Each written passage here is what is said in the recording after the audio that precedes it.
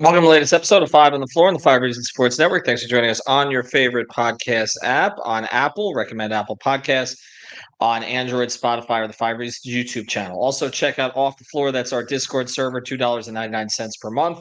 Communicate with us and other Heat fans all day long. Get away from Twitter. Just talk Heat. Also, there you can suggest episodes for the entire month of August. We've already pulled 4 from there. We'll be pulling more as we go forward. Also, check out the great sponsors of the Five Reasons Sports Network. Prize Picks, legal again in the state of Florida. You can use the code 5, FIVE. They've got an even better promo than they used to have. You put down that code FIVE, put down a $5 play, and they give you $50. They're handing you 50 free dollars. Just got to download the app from prizepicks.com, the Google Play Store, or the Apple App Store. Type in that code 5 and make your $5 play on a lineup, and they're giving you $50 to play around with, no strings attached. And now, today's episode. Down the Biscayne. Yikes. 5 on the floor, ride for my dogs. Where here's the thing, you can check the score. Hustle hard, couple scars, wearing bubble frogs. Just like Butler said, you in trouble, y'all. Kept the floor playing, got it all band. Y'all seen the block, stop with one hand. And Pat we trust, it's power, have the guts. We're here to bring the heat, y'all can hang it up.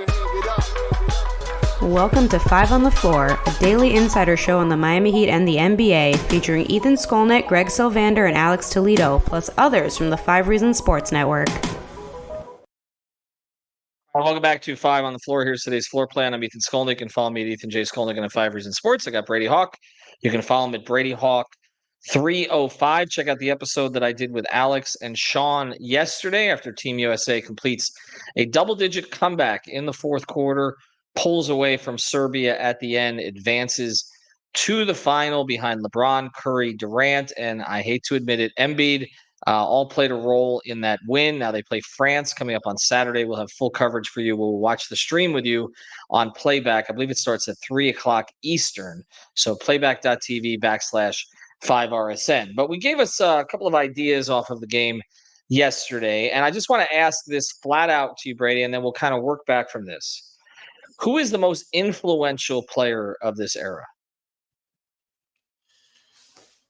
It's still got to be LeBron.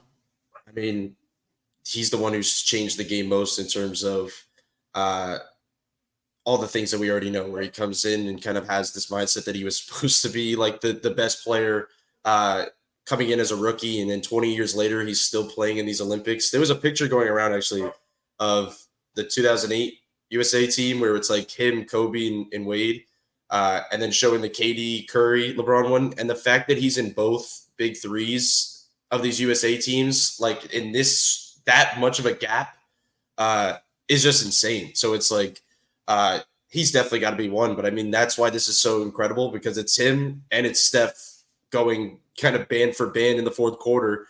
And he's obviously influenced and changed the game in a way that you have bring it back to Miami, like a guy like Bam that's able to like start stretching the floor and shoot threes, or all these guys on the team that are just kind of being able to run offenses in a way that just were not run in the past. So like Steph, LeBron have changed the game, and KD has also been influential, changed the game, just because we've never seen a guy, even though he denies being 7 foot. It feels like everybody nowadays also doesn't want to be as tall, like they want to be shorter. And then if NBA players want to be shorter, and then like average people want to be taller, yeah. It's very interesting. But like being a 7-footer who just scores the ball like he does, it's just different. So I think the question becomes, like, we've seen a great shooter, a great scorer, and possibly the best all-around player we've ever seen. Like, I think what you're posing is like, who's up next? Who's the next influential group of players? So it has to be different. Like that, it's always been unique. Like there's always like a unique thing. Like the only difference, I guess, the only one that hasn't been unique, I guess, would be the fact that Kobe was just so great because he mirrored MJ's game, but it didn't matter. He was just great that it didn't have to be different. So there is some kind of next up guys. So it's interesting. It really is fun to watch though, this current group, seeing it, that this is like the finale of like a documentary we're witnessing. Yeah, and I think it will be a documentary. By the way, I can attest to wanting to be taller as someone who lists himself as 5'8" and 13/16. I will certainly say I wish I was 5'9". I'm going to disagree with you, though. I'm going to disagree with you a little bit. And this is coming from someone who covered LeBron on a daily basis and developed a relationship with him over the course of 5 years. I think Steph Curry is the most influential player of this generation. I think that LeBron is the most influential person. Um, he is the first real social media superstar in the NBA. And you look at the decision happening 2010, 2 years after everybody sort of got on Twitter. Um, what the big three, I always call the big three, the first, Twitter NBA team. Like that was, we can talk about like the Celtics of 2008 being, that being sort of the first big three of this era. They didn't deal with what the Heat dealt with because social media blew up in those 2 years. And so I always wanted to write a book that was simply Tweet the Heat, and it was just going to be tweets about those teams over 4 years. I actually think you could probably get a book published with some of those because it tells the story so well. So I think what LeBron did, obviously, empowering his friends to be his agent, to be his marketing rep, what he's done back in his hometown. Obviously, the battles with now, I guess the now semi-retired Skip Bayless. LeBron outlasted Skip Bayless. I remember that's amazing to me because I remember a conversation I had with LeBron in San Antonio when he was with the Heat on one of Skip's worst days. Just one of the most ridiculous things. Skip was trying to be, you're too young for this, Brady, but he was trying to be the Howard Cosell to Muhammad Ali. That was basically what Skip was trying to be, except Cosell was talented and Skip is not. And that was the key difference. And Ali was also better at going back at him. LeBron was always uncomfortable with that. And I just remember LeBron telling me it was pregame in San Antonio, I think like 2012. And again, one of Skip's worst days on First Take or whatever it was. And he said, someday I'll get all of them. He says, someday I'm gonna snap back on all of them. And we saw in recent years he started to snap back a little bit more. But the fact that he outlasted Skip is amazing to me. But I still think it's Steph. And the reason I think it's Steph is it's really twofold. It's very hard to emulate LeBron. I mean, he's 6'8", 260 pounds. He's 40 years old now. He's still dunking. He's still all the things that he does. He's a super. I watched his workouts with Mike Mancias and what he put his body through on a daily basis. He is just and I say this in the most reverential possible way. He's a freak of nature in just every way, intellectually, the way he sees the game, and everything else. You cannot be LeBron, but you can be Steph. You can be Steph. You can come out of Davidson. I mean, Steph's not a real big guy. If you stood next to Steph, you'd be like, how has he survived in the NBA as long as he can? He's very, and this is before I get to the play style. He's very plain spoken. There's really no airs about him. The Golden State media staff is known as probably the best in the league. I'm going to exclude the Heat from this discussion, but because I have relationships with all of them for 25 years. But Golden State, Raymond Ritter and his crew. But a lot of it starts with Steph. Like Steph talking to the media 2-3 times a day, the relationships he's developed with people. But then I go to there's no airs about him like there was with LeBron. But I go to the play style, and you go to the playgrounds, they're emulating Steph like that. And not only that, but you mentioned it, the way the game has changed is like Steph and Golden State like created essentially, and just the read and react stuff. And again, the 3-point shooting out to 30 feet. I mean, Dame is kind of a closer decedent of Steph. But then you have Trey. You've got others who are coming up. I actually think we look back at this era, we're going to say Steph had the biggest effect on the change to the game. Is that fair? Yeah, I would say on the change to the game, but I think LeBron has more influence on the players just because like you look at just like the young guys around the league. When they come in, it's like, I want to play LeBron. Like, I just want to just be on the same court as LeBron. They just want, I saw there was a video of Halliburton going around where he like got validation from LeBron in the All-Star break, and now he's playing with them. And it's like, these guys, like, just all they want is just like to get stamped by this guy. And we're seeing it firsthand with Miami, like this fact that Bam is like hanging out with LeBron every chance he can. He's sitting courtside at these games. That's just like in like a real learning experience and everything along those lines that you really do seem to get stamped. But Steph does get the credit for changing the actual game because I don't even see it going back. And that's why it's so insane to me. Like, it's not like, this is not like a phase This isn't like Steph is like pushing in a direction like we've seen in the past where it's like, okay, the guys lean more into the post at certain times or more into the paint. This is going to last. Like, this is never going to change because of like the younger generations that are just focused on shooting, and the fact that like people have had discussions about adding a 4-point line just because of one person, and it's Steph. So I think that matters. But I'll say with LeBron, I think the biggest thing of why he's going to be influential is like when he retires, I think people are going to realize it even more. Like when he's gone, when he's not playing anymore and all this stuff, and when everybody really just looks back on his career and all the stuff that he's done, I think you're going to start seeing even more check boxes of what he's really created and what he's forced this league into at certain points. So even the media, like the media only talks about this guy. Like it feels like even when he's not in the playoffs, right, everything revolves around what LeBron was doing. So it's going to change everything. It's going to change the way the game is talked about. It's going to change about the way how are they going to compare a player to the best player of all time and have the GOAT conversations after every single game like they do now? Like if you don't have MJ playing or LeBron playing, they're just going to have to find a third guy in the mix to like just put their force into this. And everybody's going to know it's not real. Like everybody's going to notice that this is forced. So at least right now with LeBron, it doesn't seem as forced. And I just think it's going to change everything aside from the game, just the stuff off the floor and everything that the players around him. Well, I don't know that we'll ever have somebody who has a chosen one tattoo and a cover on Sports Illustrated with that name at age 16, 17. I mean, that is different. And you're right. They will talk about him. But I'll say this. It's funny. I'll share this one anecdote about LeBron because he cares about all this stuff. I was covering him with a year in Cleveland. And he called me over once. He said he had something to show me. This was before a game. And we didn't quite get to it. So he literally remembered it like a week later. He says, "Come here." I said, "What?" He says, "Take a look at this." And it was a meme. And of course, this is when Kobe was still alive and still playing. And it was a meme. And he says, this is how much ticket prices go up when Kobe comes to town. And this is how much they go up when I come to town. Like he literally wanted to show me, again, it shows the competitiveness, the narcissism, all that kind of stuff. And again, I always say that I had a very good relationship with him and I respect him as a man. But it's funny because that stuck to me because he always compared himself to Kobe.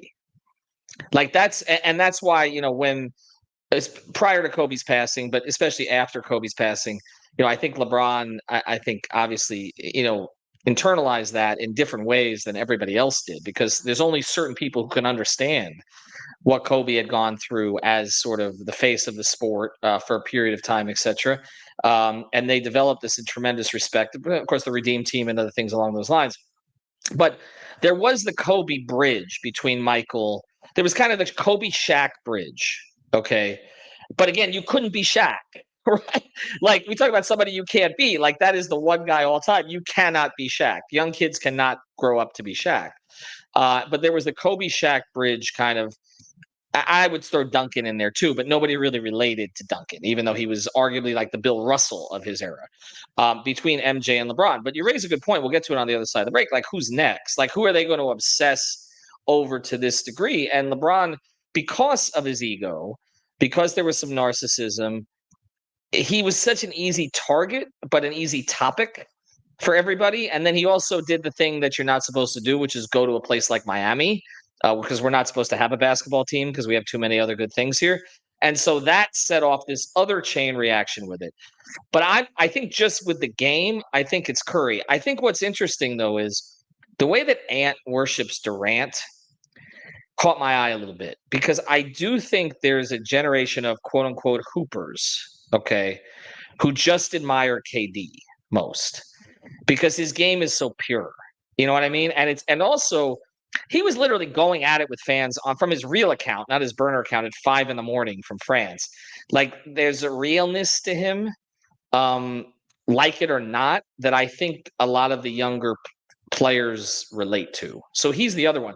Is there anybody else before we get to? We're going to talk about Wemby and Ant and some of these other guys, Luka, etc. Is there anybody else from this era though that you think has had a major influence? To me, those are the three. I mean, Durant is third, but to me, those are the three guys that like Yeah, but Jimmy's got a personality, but he's not at that level. And I'm just trying to think of anybody else over this. And Tatum has no personality, honestly. So I don't know how it could be him or anybody else from the Celtics. So who else would it be from their era? The guy that gets a lot of respect from the younger generation is Paul George. Like he's legitimately influential because uh his game is just so smooth. Like, and I think a lot of that's like kind of a relatable player build game that like a lot of young kids can relate to, of just like the smooth, silky pull up shooting, getting to the like all around game where there's not a lot of weaknesses.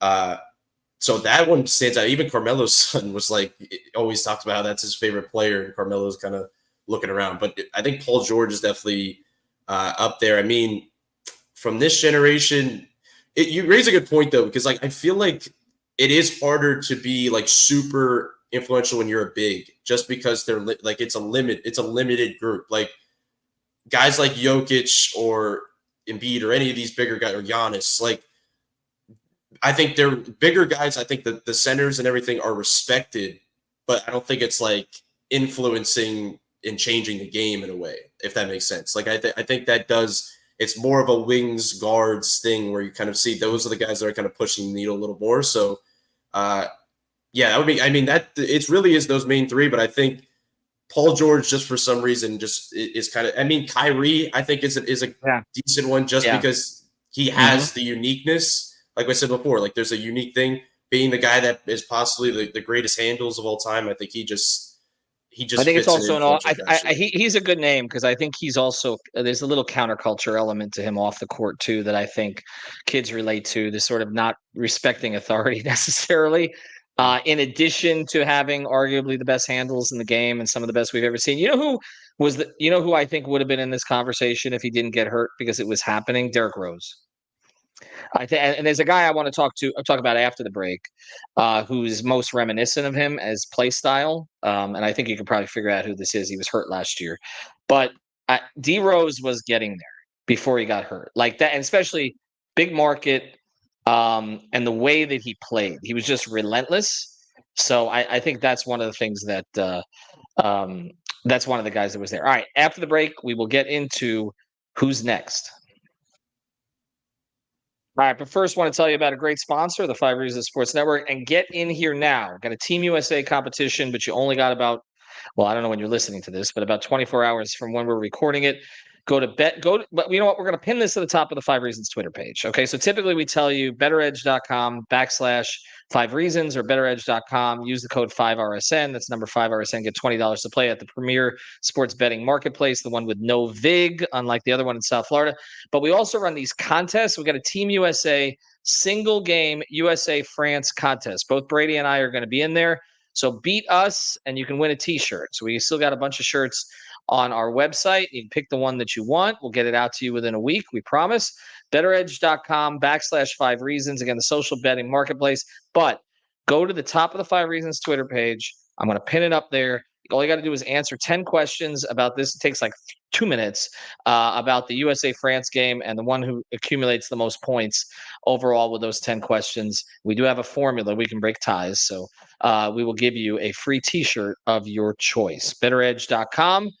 Again, the place to bet in South Florida. All right, so I guess the question now is who's next? Give me the chances of each of these guys and what it would take. Okay, you've got the ultimate unicorn in Wemby.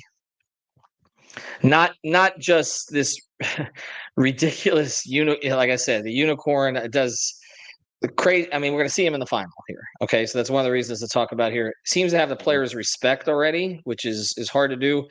Is incredibly humble, but also driven and very well spoken.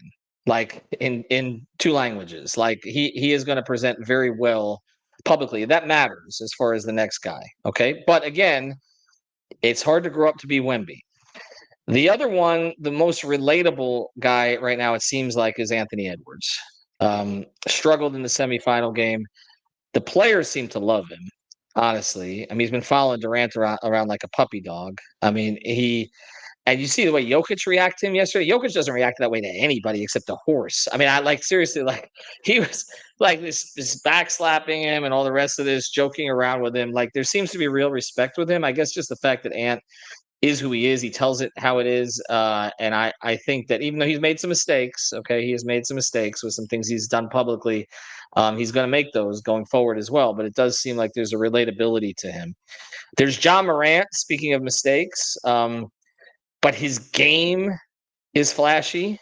Now he plays in Memphis. Now we're talking about Minnesota, San Antonio, and Memphis. These are not ideal cities.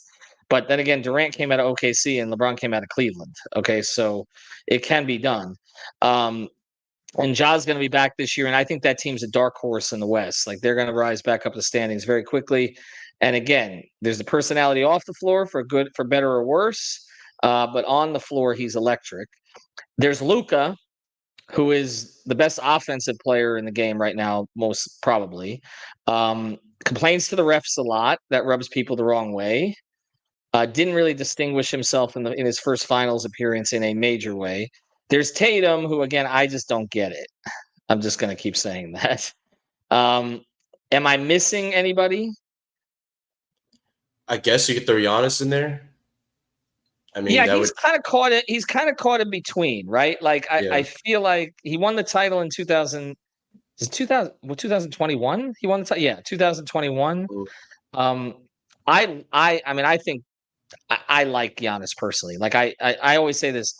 There's a couple of guys that are known for like taking care of all the equipment guys when they go to the visiting locker rooms, and like Giannis will just pull out stacks of hundreds, and he's a good person. Like he's a good person. He's been good with that city and all that stuff. But again, he's kind of known as run and dunk guy, right? So I don't know that he's as translatable in some ways, and there's not a major language barrier there anymore, but not like there was when he came in, but somewhat of one. I guess he would be the other. Do you think Shea would be in the mix, or OKC works against him? But you saw some of the personality come out with Canada. Like he's starting to like trash talk a little bit more. The thing about Shea is, and I Brian Windhorst used a good term for him. He's inevitable. Like he's just like he's going to get you 30. He gets to his spots, right? But there's not like the electric moments that Edwards provides, and I wonder if that hurts him. And honestly, I haven't seen Shea do a lot of national interviews until recently. Now, part of this, honestly, is ESPN's fault. Part of this is the obsession with LeBron, the Celtics, the Knicks, etc. I mean, there's another guy right now who is, I would argue, in terms of popularity, is top 10 in the league. Jersey sales, he's top 10 in the league. It's because of where he plays, but it's also the way he plays. But he's not a younger player. Is Brunson? But I can't see Brunson being like in New York. Like it's like if you ever go on the IG posts like of Brunson, like it's like they're seriously like 22-year-old guys like asking to marry him. I'm not trying to step out here, but it's just I mean, just go. I'm like in New York, it's different. Okay. But he would be the other. But I again, I'm just going through the list like guys on this team. I mean, could it be Cooper Flagg in 3 years? It could be. I mean, with the way people are talking about him, I feel like he could end up being in the mix, I guess. But I mean, Wemby's the guy. Just because, like I keep saying, I think you have to be unique. Like you just do. Like you have to provide something different and change the game, like the way that the other guys we talked about before. And Wemby does that. Like he's just a unique player because we've never seen anything like him. That if he's able to really produce and win, he's the guy that's going to be in those conversations. Now, when we're talking face of the league, Anthony Edwards has the real potential to be the face of the league. Like you said, I think the word relatable is a good word just because being relatable off the floor, just being genuine, like just being yourself kind of thing. And also just when you're flashy like that and like to the point about Shea, like when you can hit that extra gear and you're just like a walking highlight, you have the chance to be the face of the league. So, and the stuff he did obviously in the playoffs last year has to be accounted for too. It's not like he's just this flashy player that's just getting highlights. He was on a winning stage and proved that he can win the playoffs in kind of those opening rounds. So Luka is a definite interesting one just because he definitely has the talent. Will they start? Like the issue is I just don't know if he's going to be in those conversations. Like in my head when I'm thinking face of the league, or like being that influential player, I'm thinking about like a first take topic of like comparing like the GOAT things like they do with LeBron. And I don't know. I don't know if that agenda is able to be pushed this quickly. If they're able to do that, I think he's going to be one of the faces of the league. I don't know if it'll be there that quickly, but it's tough. I don't know if he'll be at the face of the league, but I think he's going to be one of those influential players, like the guys we talked about, like Iverson, like an AI, Kyrie. Yeah, Iverson, Kyrie. Like he's going to be one of those guys that are talked about in that fashion. That maybe doesn't win, like maybe doesn't, but he's always going to be that influential. Like, why is this 6-foot guy jumping out of the gym like this and have this elite athleticism and has this ability?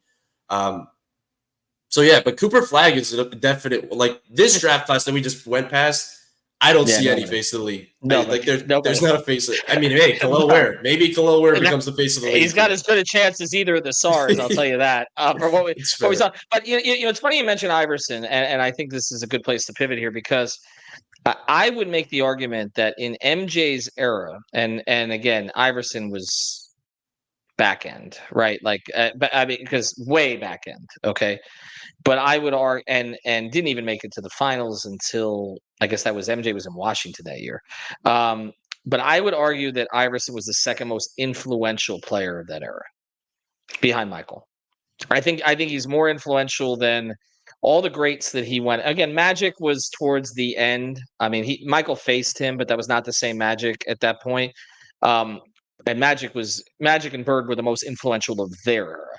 But I when you look at that era, it more so than Stockton, Malone, Ewing, even Charles, who I think people forget how great a player Charles was, and Drexler and Reggie Miller. To me, Iverson was there because Iverson was kind of the anti-Michael. Like he was the one who didn't want. There was no polish. There was no nothing. It's just this is who the fuck I am. And I think that is the Kyrie to a certain extent, and I think now it's Ja. But I think ultimately we're in a transition era.